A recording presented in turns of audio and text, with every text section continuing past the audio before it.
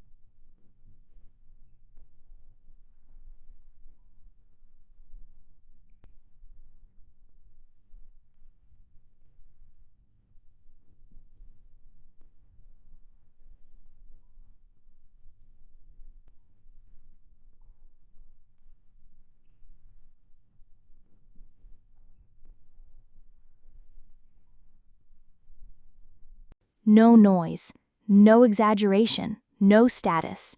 Just a look, just little things, just the quiet existence of a person named Tan Nien.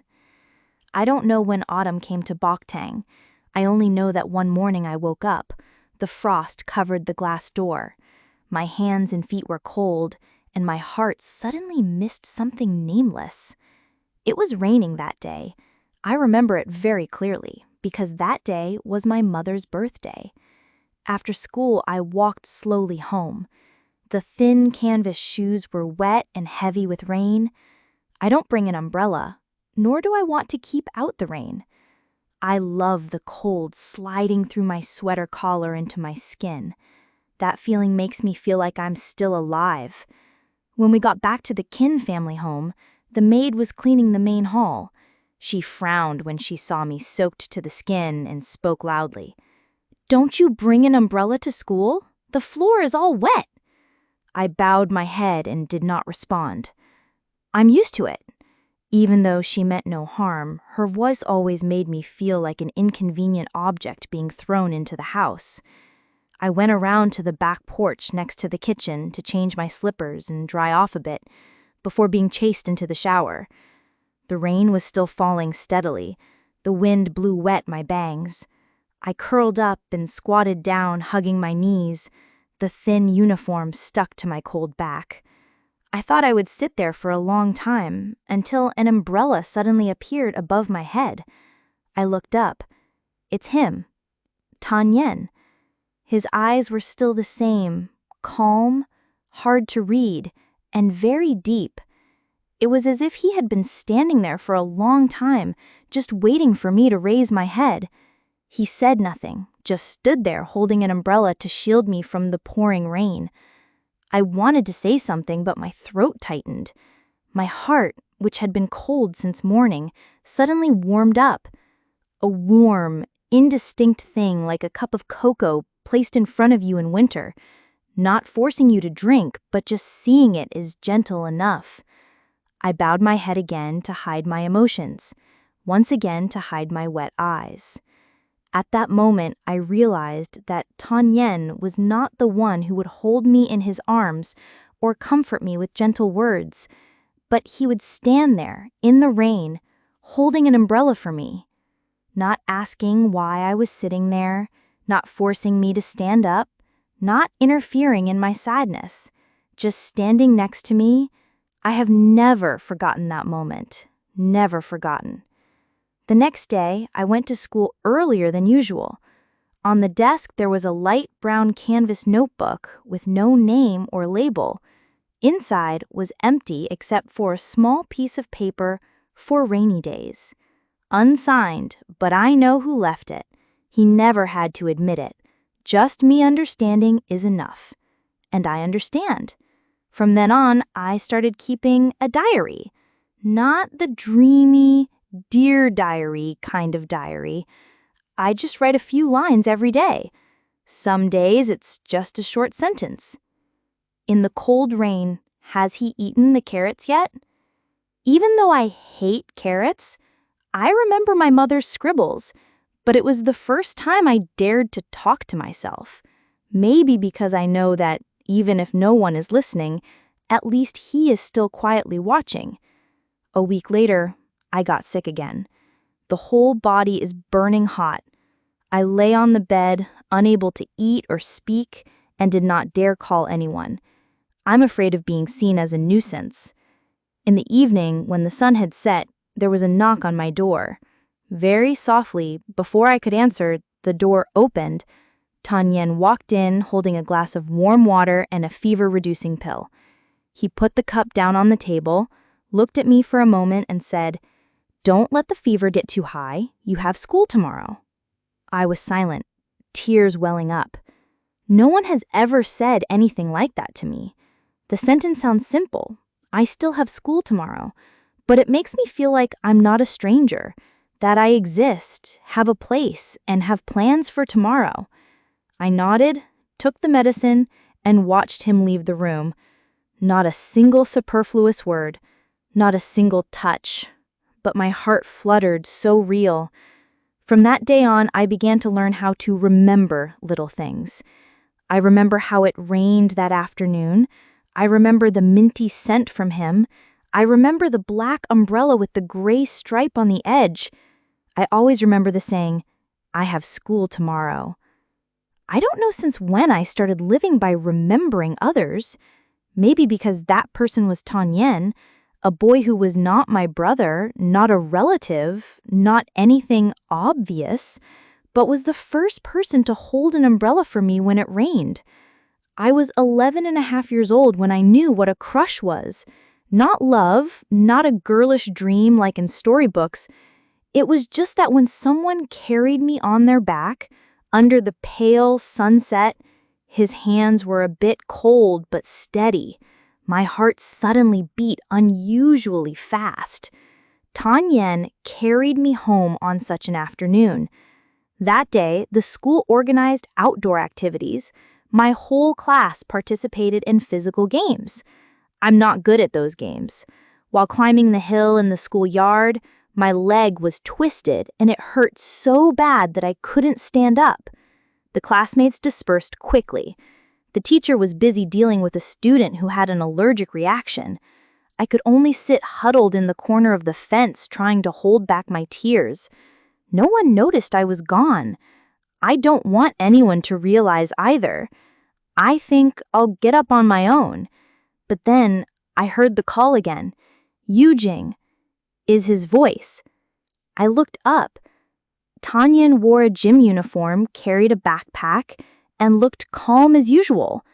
He didn't ask me why I was here, nor did he blame me for not telling the teacher.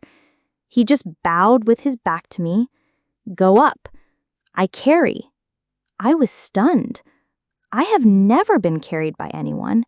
When I was little, my father often held my hand and my mother liked to hug me. But I never had the position where the person in front shields me from the wind and the person behind can sleep peacefully with their eyes closed. I am Tronchu. He turned his head back, his voice still even. Your leg is injured. If you don't carry me, are you going to jump back? I blushed and didn't dare to argue, my arms wrapped around his shoulders awkwardly, my palms trembling slightly. He stood up and easily carried me on his back, as if I weighed nothing. I rested my head on his shoulder, listening to my heart beat wildly, my throat choked, my nose stinging. I didn't cry, but I remember that feeling of safety very clearly, a feeling that I only have when I'm on Tanyen's back. He walked slowly and steadily, the pale autumn afternoon, sun, fallen leaves flying in the wind, the smell of damp grass and the warm breath from the person in front of me made me feel small and weak, but not fear. He is working as a teaching assistant in the lower grade activities. Seeing that he was not in line, I nodded, but did not answer, just lightly squeezed his shirt. Tanyen said nothing more. The silence between us for the first time was not distance, but comfort. When we got back to the Kin family home, the maid was cleaning the main hall. She frowned when she saw me soaked to the skin and spoke loudly. Let me do it. He brought down the first aid kit and cleaned my wound with saline.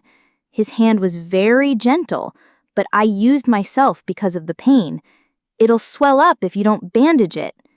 I bit my lip and nodded. He sat in front of me, knelt down on one knee, bowed his head, and bandaged my leg with white bandage. I looked at the hair hanging down his forehead. High nose bridge, thick eyelashes. I suddenly thought Tanyen was really beautiful. Beautiful in a way that makes people dare not look straight, because if you look too long, your heart will stop listening. That night, I wrote in my diary again. Today he carried me. I remember the smell of his shirt, the smell of mint and the late autumn sun. My heart beats a little fast, not because of fear. I finished writing, closed the notebook, and held it to my chest for a long time. Maybe I have fallen for him, not the kind of wanting to possess, but wanting to stand by his side, wanting to one day, when I grow up, become stronger enough, more worthy enough, to still be able to hold his shirt without trembling. But I know I am nothing. I am not the daughter of the Kin family. I don't go to international school. I don't get the look of expectation from Grandpa Tan. I am just a child brought back because of the friendship between two deceased men. So I keep this feeling in my heart, gently, discreetly, without expecting anything in return. I don't need him to know. I just need to continue looking at him from afar, like looking at a weak light of light in a world I'm used to being immersed in darkness. Then Huyền never called my name in front of others. When he needed to call, he would just say, "Hey," or "Em." But I once overheard him talking on the phone to his homeroom teacher. "Please allow me to take a day off because I'm injured. Eugene's leg was sprained, so I took her home." It was the first time I heard him call me by my full name. I lay in the room, holding a glass of milk. Tears suddenly fell. A very normal saying, but for me, the people living in this family are like borrowing warmth. It is more precious than any words of love. I grew up on little things like that. An umbrella in the rain, a fever-reducing pill, a white bandage on my leg, and a phone call on the other end of the line when I wasn't there. My 12-year-old heart fluttered, not because someone said they loved me, but because there was someone who stayed from the beginning to the end. Then Huyên left on a cold winter morning. No goodbye for me, not a last glance, not a promise that he would come back. I stood behind the second-floor window and saw the shiny black car roll out of the Tan family's villa. He sat in the back seat, his back straight, as if he was used to leaving without taking anything with him. He went abroad to study according to his family's arrangement. The Tin family is proud. Studying in the US is a full scholarship. This kid certainly did not disappoint. Like his father in the past also went, I heard everything. Each sentence is a small cut into my heart. No one asked me what I thought. Of course. What am I? I was just a sideshow in their lives, a living shadow. No one has time to tell a shadow that the young master is gone. Do you want to say goodbye? I thought I would cry, but I didn't. My eyes were wide open. Only my heart was aching, very lightly, very deeply, very long, like a kind of pain that only I could hear. After that day, the Tan Yen family became quieter. No more piano sounds echoing out every afternoon. No more tall figures walking down the hallway without ever looking back.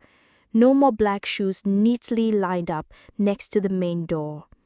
I still live the same, eat on time, go to school regularly, and study hard. The only difference is I don't keep a diary anymore. I folded the notebook you left me and put it in the last drawer of the bookshelf. I told myself, enough, he's gone, and I still have to live on. Time passed quietly as usual. I entered high school, not going to an international school like he did, but choosing a normal public school near home. I didn't ask for anything, nor did I complain. I knew my place. I still lived in the Tin family's villa, still the girl raised out of affection. People treated me properly, but no one really entered my life, and I didn't let anyone in. I was afraid that I would get used to having someone hold an umbrella for me again. And then, one day, that person left, and I started doing extra work as an illustrator for a small comic book studio. Every night after school, I sat drawing until late at night, my back aching, my hands numb, but my heart light. Only when I was drawing did I feel like I had a voice. I didn't need to look at anyone to guess their expression. I didn't need to be careful or keep my words. I was free on the page. One time during dinner, Grandpa Tin asked Yuding, "Yushing, which university do you plan to apply to?" I replied softly, "I want to apply to art school." The whole table was silent. After a while, Grandpa Tin's father, Uncle Tin, smiled faintly. "Art? That's fine, as long as you don't expect anything from this family." I nodded. I don't need them to support me. I have scholarship money. I have money from painting all night. I'm used to taking care of myself. Starting from the day you left, I have a very strange habit. Every now and then, I go up to the second floor, standing at the exact window where he first saw me. I will stand there for a few minutes, looking down at the garden. Nothing has changed, but I'm different now. I'm no longer the bewildered little girl who just lost her parents. I know how to take care of myself, bandage my own wounds, and clean up my own sadness. There's only one thing I haven't been able to do, which is forget that figure. I still remember the umbrella he used to shield me from. I still remember the glass of warm water he put on the table when I had a fever. I still remember the way he carried me home without asking. Those memories don't hurt. They're just so real. So real that there are times when I wake up, vaguely turning my head to the right, thinking he'll be standing there with his back against the window frame like he used to. But no, that place is always empty. I don't contact you. No phone number, no social media. I dare not ask, nor dare expect you to ask. I just quietly heard the news from Mrs. Tan. He studied well and was recruited for an internship at a prestigious investment fund. He plans to return home to work after graduation. Every time I hear your name, my heart skips a beat. A very small jerk, but I didn't let it last long. I still have to live on. Because now, there's no one standing behind me to shoot me from the wind, and I don't want to be a shadow anymore. I wish one day, if we meet again, I can hold my head up high, not a foster sister, not a dependent, but me, Yu Ying, the girl who learned to grow up alone.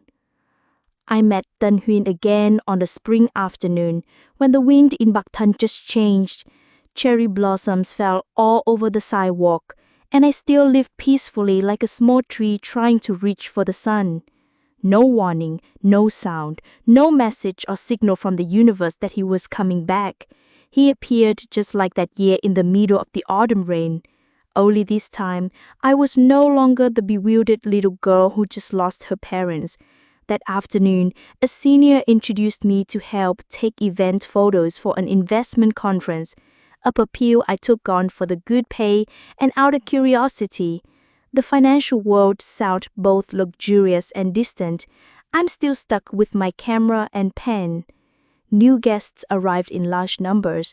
I was adjusting the lens when I heard the MC introduction. And finally, the founder and CEO of investment fund T Capital would like to invite Mr. Tân Huynh.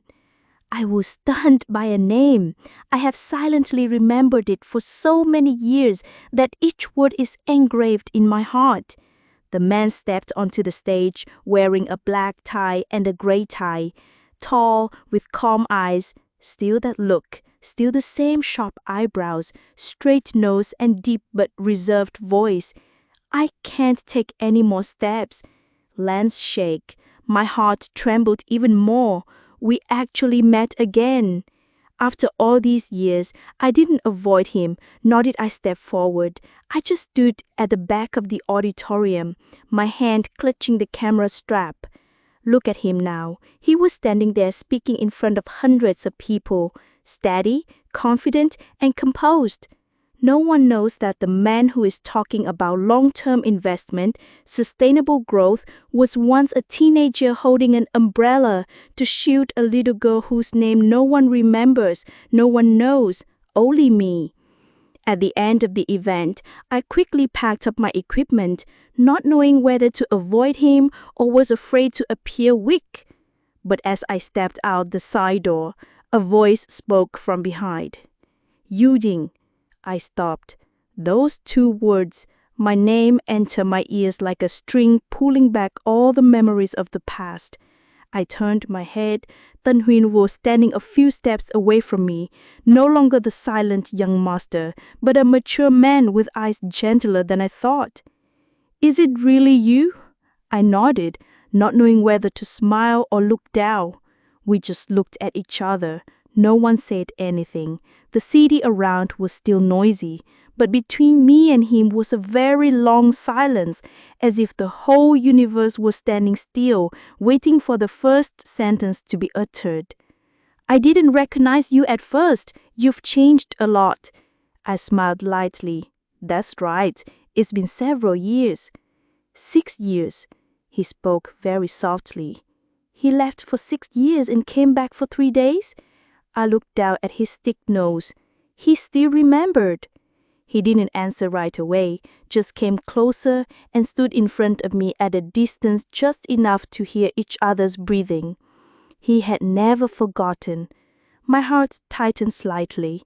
I didn't know if it was because of surprise or emotion, or because a part of me had waited to hear this sentence for too long. We invited each other to walk a short distance along the street, where cherry blossoms fell like rain. No one said much, just walked side by side, as if the past 6 years had never existed. "What are you studying?" he asked. "Applied arts, illustration and design. Self-selected."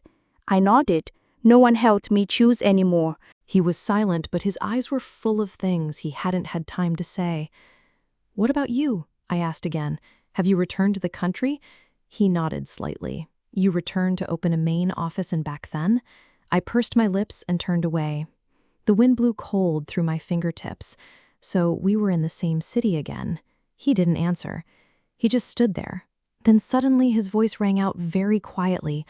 "I'm sorry, I was so surprised because I left without saying anything that day. Because you let me grow up alone, I didn't think you would miss me, nor did I think you would feel guilty." I smiled and shook my head. "It's okay. You're really fine. I know you're okay because you're always okay.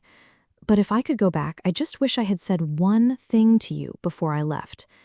"What sentence?" Tenuan looked at me, the same gaze I had seen in the rain, now still gentle like that, just with a bit more mature pain. "I will come back, and if you wait, I will find you." I stood in the middle of the long street, my hands gripping the strap of my bag tighter. Not because of the cold, but because my heart was pounding so hard it felt like it was going to burst. I don't say anything, no need to say. Just standing here next to you on a March afternoon with falling flowers is enough for me to see. Enough to know that the love from that year never died. It just sleeps, waiting for the right season, the right person, and the right gaze to return. After that day, I thought we probably wouldn't see each other again anytime soon. Because this city is so big, so crowded. There are people you can't find. And there are people you don't need to look for. They are always present nearby. Tainuan turned out to be the second type. We met again 3 days later. At a small coffee shop I often visit every morning. I walked in and ordered like usual, hot slices, little sugar, no ice. That kissing bar was empty. I took out the book and read a few pages when the staff brought out coffee with a sentence that left me speechless. "Mr. Tan told me to send you his regards." I looked up, and before I could ask who it was, a deep voice rang out from the back of the shop. "You guessed right." I still like the leaves with less sugar. I turned around. Tainuan was sitting in the corner wearing a gray supersuit and a white shirt, holding a cup of espresso. That scene was so beautiful in my eyes that it was unreal. I walked closer, half surprised and half amused. "Why are you here?" He put the cup down on the table, smiled lightly. I asked first, "Is this your favorite restaurant?" "Yes, I often come." "Is Yen restaurant not crowded?" "Me too." We looked at each other for a second. No one said the next sentence, but everyone understood. Maybe it wasn't a coincidence. Maybe it was fate. Or maybe someone came a little early on purpose to wait. From that day on, Tainuan began to appear in my life. At first we met randomly at familiar restaurants. Then came the times I sent messages asking if you were coming to the shop today, so you don't take my favorite window table.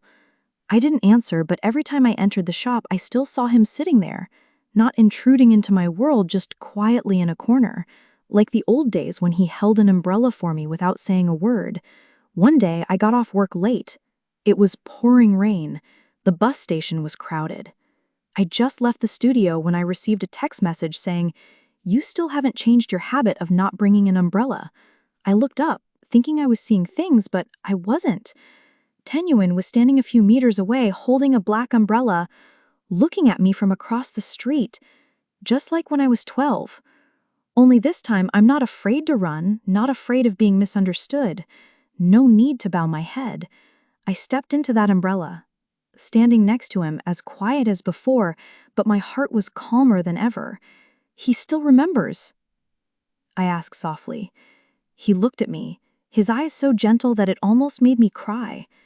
Ting Ting, I have never forgotten you, nor have I ever forgotten that first rainy day. We weren't in a passionate relationship. There were no dramatic confessions, no "I love you" like crazy.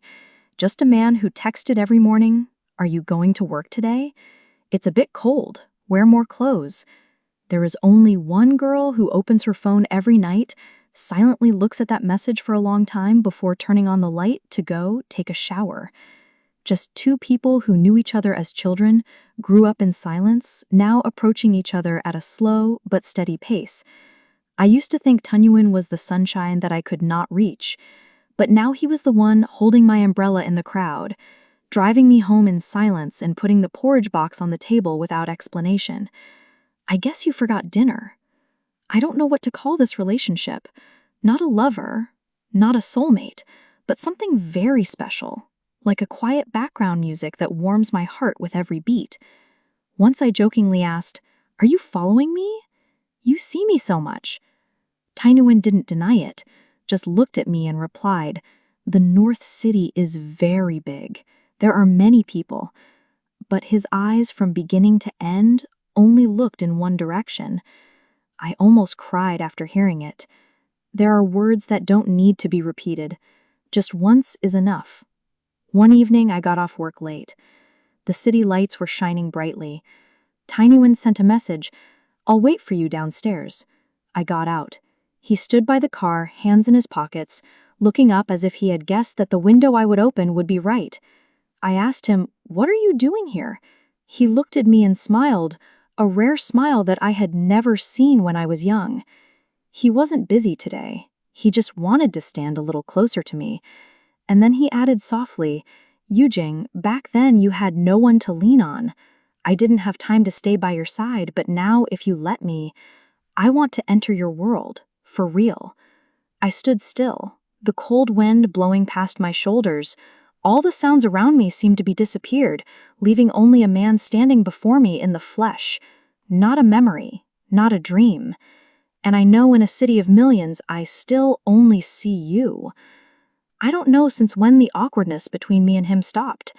No one says what the boundaries are, nor does anyone force a name for the relationship. We just walked side by side like two streams of water flowing in the same direction. No need to push, no need to pull, no need to rush. Maybe everything was arranged that way from the beginning. It rained that night, the kind of fake rain so light that it seemed like bones. Tanyuin arranged to meet me at the small tea shop behind the exhibition area. I came first and chose a table by the glass window. The staff turned on soft music and warm yellow lights, making people naturally calm down. He walked in, still looking familiar, wearing a gray shirt, hair slightly damp from the rain, his face expressionless, but his eyes were very gentle. "How long have you been here? It's cold. I should have picked you up." I smiled and shook my head. "I'm used to going alone." He said nothing more, just looked at me for a long time until I had to turn away. That gaze was still the same as when I was 12, making me not dare to look for long, afraid to reveal what was in my heart. We talked about trivial things, work, the weather when we met old acquaintances. Neither of us touched on the past. But I knew we were both thinking about it. At one point, he suddenly asked, "Do you remember your birthday in 6th grade?" I was a little stunned. "Why are you asking that all of a sudden? Answer me first. Do you remember?" I looked at the cup of tea in front of me and softly replied, "I remember. That game, no one knew it was my birthday. I forgot too." He's silent for a few seconds and then smiled softly. "You forgot, but do you remember seeing the mint candy on the desk?"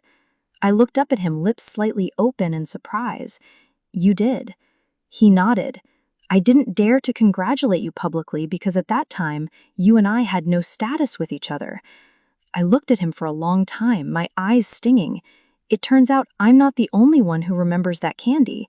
It turns out I'm not the only one keeping those little things in my heart. That day I came home from school.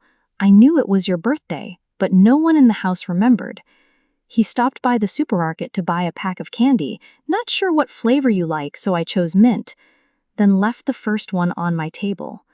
He looked at me, his voice fading. I think you didn't notice because you didn't say anything that day. I clenched my fists under the table, emotions rising like waves in my throat. I pay attention. I pay very close attention. Also write in diary. He looked at me, his smile slightly shaky. Really? I nodded, my lips trembling. That day, I thought I had no one left in the world. But then I saw the candy, just a small one, but it made me cry all afternoon. He bowed his head, his hand lightly gripping the edge of the teacup. We were silent for a long time. It was still raining outside. Amidst the music and yellow lights, I suddenly felt my heart calm down. It felt as if someone had just stitched up a wound that had been torn for many years, with a memory that no one had mentioned, but that neither of them had ever forgotten. I never expected a confession from Tan Uyen. I never thought we would be sitting in a peaceful place like this, talking about a peppermint candy from 10 years ago. But at that moment, I understood that there are feelings that don't need words, just two people not forgetting. He pulled something out of his pocket, a small silver box. He put it on the table and pushed it towards me. This is the same candy pack I bought last year. Still the same old taste, still for you. I opened the lid of the box. The scent of mint wafted out, cool and pure, just like old times. I took one and put it in my mouth. My tongue felt slightly numb. Emotions flooded back. I don't know when I started crying. Tears fell into the cup of tea in front of me, silently and without a sound. He reached across the table, not taking my hand, just placing it close. I didn't dodge, didn't tremble, just tilted my head slightly. Tan Uyen, yes, I have never forgotten you. He smiled, a very real, very light smile, like spring had just touched a corner of his heart that he had kept hidden for many years. That night, he took me home, still with the same black umbrella as before. It's still the same old road. Now there are more cars, brighter lights, but people's hearts are as quiet as the first day. We didn't need to say anything more, just walked together in the rain, under umbrellas, under nameless memory. And I know this love did not start with a confession. It started with a small glance, an unasked candy, an umbrella held out in the rain, and a heart that has never left the other person despite going through many seasons. There are days when I feel like a small speck of dust in the big city. No one notices, no one needs me to shine. That's why I used to think that loving someone like Tan Uyen was too much of a luxury. He was like a tall mountain, standing there, majestic and silent. I was just someone who stood in the shadow of that mountain, looking up but not daring to come closer. But for the first time in years, I began to want to walk towards him myself, not because I was brave enough, but because I didn't want to miss out anymore. He texted me on a Thursday night. There is an art exhibition at the new museum this Saturday. Will you come with me? I looked at the message. My heart skipped a beat. Not because I was surprised, but because I knew that if I agreed, our relationship would no longer be in a vague place. I got used to standing in the corner, used to not letting anyone touch my private world. But then I still typed each word "you go" and pressed send. I chose to step out, even though it's just a small step. It's my own. On Saturday afternoon, I wore a simple white dress and a beige cardigan. I didn't wear much makeup, just a little lipstick and a light spray of jasmine perfume, the kind I've liked since I was 17, but never dared to use around him. Because I always thought that if I smelled too good, he would realize that I liked him. It's okay now. If you knew, I wouldn't hide anymore. Tan Uyen arrived on time. The car stopped in front of the old apartment building where I was staying. He walked down, wearing a light blue shirt, hands in his pockets, his face calm, but his eyes lit up when he saw me. "You look beautiful in this." I blushed and laughed. "I thought you were not good at complimenting. not good, but for me, it is worth learning." I didn't know what to say, just got in the car, feeling warm as if I had just drunk a cup of coffee. The exhibition that day was contemporary paintings, colorful, with many ideas. Some people liked them, some people criticized them, but for me, I found them strange but interesting. Tanyuan walked beside me, hands in his pockets, not saying much, just listening to me rambling on about composition, light, and how the artist tried to express a world full of contradictions. "You talk about pictures like an art teacher," he laughed. "Does it sound boring?" "Or not. I'll listen to you talk as much as I want." I turned away and pretended to continue looking at the painting. If he turned back, he would definitely see me laughing so hard I couldn't close my mouth. After the exhibition, we stopped by a small restaurant in the alley. Not luxurious, but cozy. I ordered tea. In the middle of the meal, he suddenly looked at me, his voice light and calm. "Can I ask you a question?" I nodded. "If I want to be with you, not as someone I used to know, but as someone who will accompany you from now on, would you agree?" I held him, not because I was surprised, but because my heart was pounding so hard it felt like it was trying to escape my chest. I've been waiting for these words for years, 10, 12, or even since the day I knew what it felt like to be carried by him in the middle of the schoolyard that year. I took a breath and replied in a small voice, "I don't want to stand still anymore. If you're there this time, let me step forward." He looked at me and reached across the table to take my hand, not rushing or shaking. He was still here waiting for me every day. That night, he took me home. Before we parted, I stood under the apartment building looking at him, the streetlights casting gold on his hair. I asked, "If I had stopped you that year, would you have stayed? Do you hesitate?" I am surprised. He smiled lightly because at that time I still needed to grow up. He also needed to learn how to become someone who could protect me. And now, he tilted his head, his voice low. "Now, I don't want to go anymore. Don't want to leave the city with you. Don't want to miss any more moments with you in it." I stood still and nodded slightly. "This time, I will run to you myself. No need to hold an umbrella. No need to wait for him to bend down. And I will stand still for you to come and have feelings. No need for too many challenges, just one person who dares to wait and one person who dares to step forward." When I decided not to stand behind him anymore, I didn't expect my steps to be so light, because I know the person I want to be close to has never left. One night, Tanyuan stood in front of my house in the drizzle. No appointment, no warning, just the familiar black umbrella, the car parked quietly on the side of the road, and a gentle gaze that made my heart flutter. Ting, ting. Do you understand? I just finished cooking noodles, still wearing a mask, hair in a bun, hands dirty. I stepped out onto the balcony and looked down at the rain. He looked up and smiled. He knew it was because of the rain that he came. 5 minutes later, I was downstairs, wearing a sweater and holding my umbrella, but he held the umbrella out to me, still him shielding me. I was about to refuse, but seeing his determined eyes, I let him cover me one more time. Even though I know the person who needs to be covered today is you. We walked a short distance along the familiar road. The rain was falling lightly, casting a quiet golden light on the brickwork. He said nothing, and I remained silent until he stopped in an empty spot near the park. "Ting ting, do you remember the first time I carried you?" I nodded slightly. At that time, my leg hurt, and he was shaking so much that he almost slipped. I turned to look at him, eyes wide. "Were you shaking?" Did he look as steady as a statue at that time? He chuckled softly. On the surface, it was like that. But in reality, it was the first time he carried a girl, and she was the only girl he wanted to protect. The sentence was as light as falling rain, but each word seemed to fall into my heart, making it resonate with an unnamed sound. I asked, "And now? Do you still want to protect me?" Tanyuan did not answer immediately. He turned to face me, hands in his pockets, the light rain falling on his hair. His voice was very low, very soft, as if speaking loudly would break something fragile between us. When I was little, I thought you were the one who needed protection the most. You live in other people's houses, soft-spoken, never asked for anything, even when sick did not dare to speak up.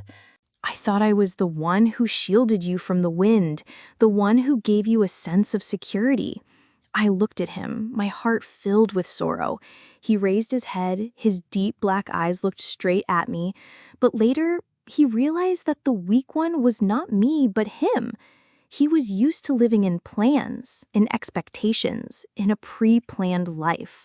Only when I'm with you, I feel like myself. No need to try to be perfect, no need to force yourself, no need to prove anything.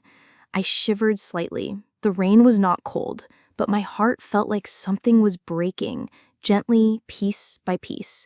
Tan Uyen took a step closer to me, his voice so low it almost blended with the sound of the rain. I used to think you would need someone to be by your side for the rest of your life, but it turns out the person who needs you the most is me.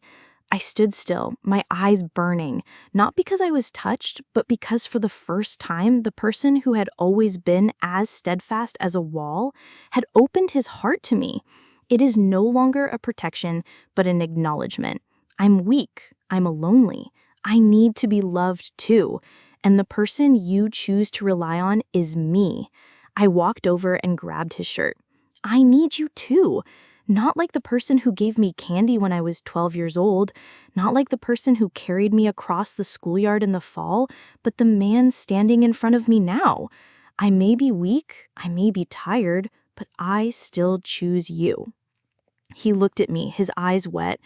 A second later, he pulled me into his arms. The umbrella could no longer cover both of them. Rain falls on shoulders, on hair, on eyelids, but in his arms, I only felt warmth. We stood there for a long time. No one said anything more, because sometimes the most important things don't need to be repeated. Just feel that the person you love loves you too. That after all these years, both of us are no longer the children hiding behind the door, but have dared to step out, to raise our heads, to tell each other that I need you. Me too. That weekend, I followed Tan Uyen back to the Tan family's villa, where I had lived for many years like a shadow. The house had not changed much. It was still the large black painted iron gate, the straight rows of pine trees on both sides of the stone-paved path, and the 3-story house covered in gray and white tones whose every corner I knew by heart. Only I am not the same anymore. This time, I did not bow my head, nor did I go alone. My hand fit comfortably in his. I don't know why Tan Uyen invited me home. I only know that afternoon he took me for a walk and suddenly said, "Come home tomorrow and have dinner with me." I was a little stunned. "Calm down, it's a real home," he continued. "Chin family." I was silent for a long time and then nodded. I'm no longer the little girl who has to avoid other people's eyes. If you dare to hold my hand and step into your world, I also want to bravely face my past once, in the place I once thought I am not worthy. That day, Mrs. Tan came out first to greet us, still the same gentle face, even though the hair has turned gray. When she saw me, she paused for a moment and then burst out laughing. "Wow, that little girl has grown into a beautiful woman now." I shyly greeted her, my voice still as soft as before. "Hello, Grandma. It's been a long time since I've been home." She nodded, patted my hand. It's good to be home. When a daughter grows up, she must know who truly loves her. Before I could fully understand what he meant, Tan Uyen gently squeezed my hand and led me into the house. The dining room is still the same. A long, black walnut table with crystal hanging overhead and black velvet upholstered chairs were neatly arranged. I remember clearly, during all the years I've been here, I've always sat at the corner of the table, near the kitchen door, where I can retreat the quickest when no one calls my name. Today, Tan Uyen pulled the chair to the middle position next to him and said softly, "I'll sit here." I hesitated for a moment, but sat down anyway. The atmosphere at the dinner table was initially somewhat subdued. Uncle Tan's father just nodded in greeting. The old maids have all been replaced. Only Grandpa Tan was a little surprised to see me, but still nodded without being too cold. I felt the scrutiny and wariness, but Tan Uyen did not let go of my hand. Throughout the meal, he continuously served me food. without ostentation or haste, but naturally, as if he had been used to it for a long time. I like this. Today, he told the kitchen to make the steamed chicken dish like the one I used to eat when I was a kid. I was startled. I forgot that dish long ago, but he remembers every little detail, every memory I thought had gone without a trace. After the meal, when everyone dispersed, I stood silently on the first floor stairs. I saw the second floor window where I first saw him, 12 years old, standing looking down at me from above without saying a word. Now I stand in the same place as before, saying nothing but feeling different, no longer lost, no longer afraid. Tan Uyen came and stood next to me. That year, I stood here wearing a raincoat bigger than me. I was wondering why any child looks so sad. I turned to him and smiled softly because I had lost everything. At that moment, I had nothing to laugh about. He squeezed my shoulder lightly. I know, but now you're not alone anymore. I nodded. His hand rested on my back, warm and steady. Before leaving, Mrs. Tan called me back and gave me a small wooden box. Back then, I used to draw pictures and put them in this box and keep them in the storage room. I cleaned up the stuff and found it was still there. I took it and opened it in surprise. Inside were doodles I drew in middle school, a cat wearing a conical hat, a lollipop, an umbrella, and a drawing of Tan Uyen standing in the rain, sheltering a little girl huddled under the eaves. I brushed. You thought I threw it away? Mrs. Tan smiled. I didn't keep it. Someone kept it. I turned to look at Tan Uyen. He didn't say anything, just smiled. His eyes carried an unnamed emotion, gentle as the wind blowing. I suddenly understood that there are things that I thought were gone, but are actually kept by someone for life. On the way home, I leaned my head on his shoulder. I asked, "What brings you here today?" Want to prove something? He shook his head. No, I just want you to know that you deserve to sit at that table, no longer as someone who lives off of me, but as someone I want to bring home as my spare time, someone I love. I held his hand tightly, saying nothing because in that moment my words answered everything.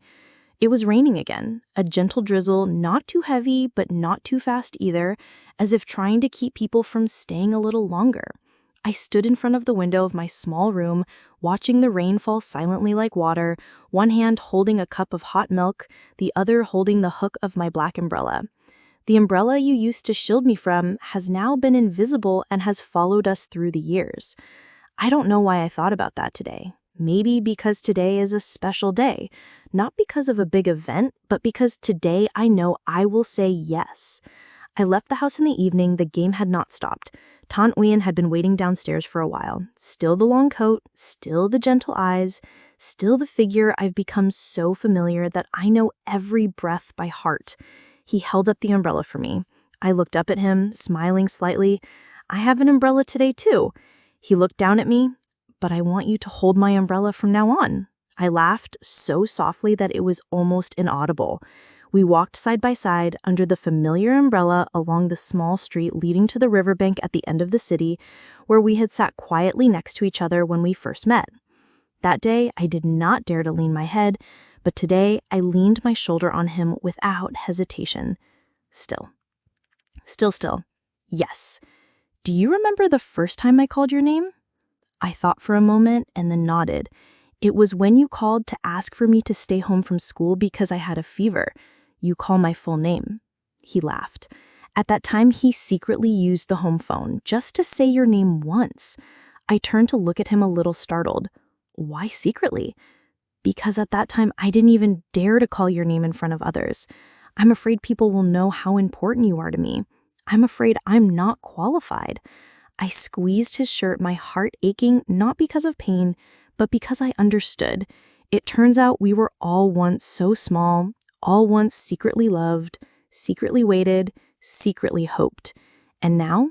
I asked softly. He stopped, turned to face me.